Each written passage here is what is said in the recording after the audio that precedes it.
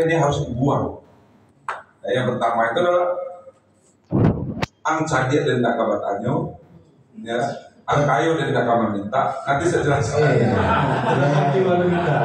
Ang bangga ada nakabacaka. Jadi itu menurut saya salah. Jadi kalau kamu pintar, gue nggak mau nanya juga. Lu kaya, gue juga nggak mau minta.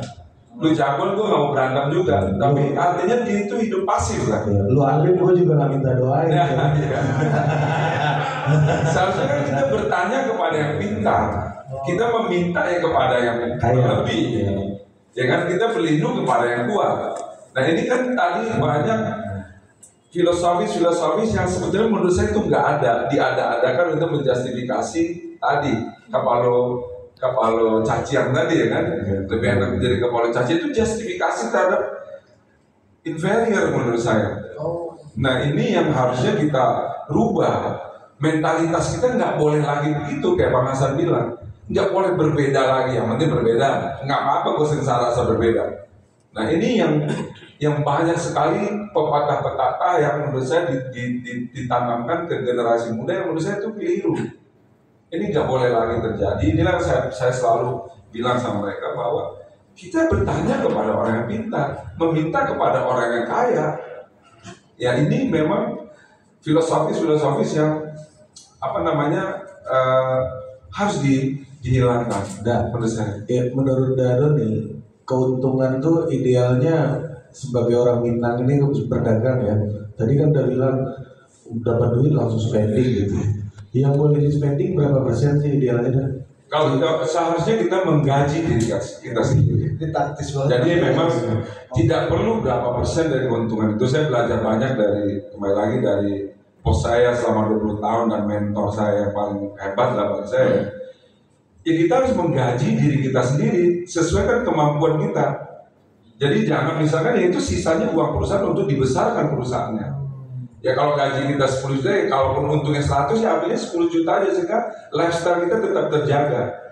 Ya kan begitu kita sudah untungnya mungkin tahun depan gua mau naik 15 juta gaji gua, tahun depan menjadi 20 juta. Sisanya itu adalah punya perusahaan yang harus kita besarkan. Nah ini yang seringkali kalau untungnya 100 diambilnya 110. Ya saya pernah punya contoh. Ya Pak Ari ya, mungkin saya sharing juga sedikit. Sebetulnya mungkin teman-teman kenal Minangmart. Minangmart itu saya yang bikin. Saya punya ide dulu itu termasuk juga melarang masuknya retail modern ke Sumatera Barat. Tujuan saya waktu itu adalah bahwa retail modern itu adalah satu keharusan, yaitu tuntutan daripada masyarakat. Tetapi kan kita mau lapau kita ini di-upgrade.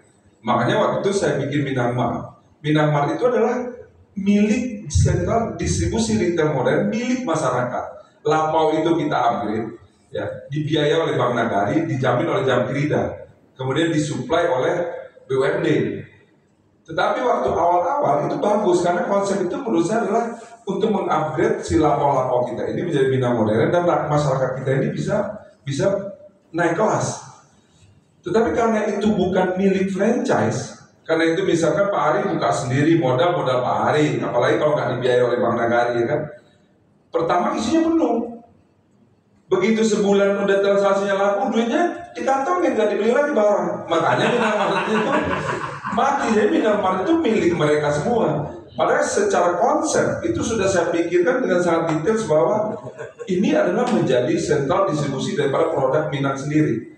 Dan tetapi karena memang tadi kita memang beberapa yang jualnya itu ya diambil sumpah sama mereka, kan nggak boleh belanja, akibatnya Minangmartnya tutup, ya supaya bisa tutup. Nah ini menurut saya bahwa memang melatih kita menjadi pengusaha itu adalah tadi berusaha untuk menggaji diri kita sendiri. Sisanya adalah milik daripada perusahaan yang harus kita kembangkan supaya kita kedepannya menjadi perusahaan yang menjadi lebih besar lagi. Begitu. Tapi ada satu yang gue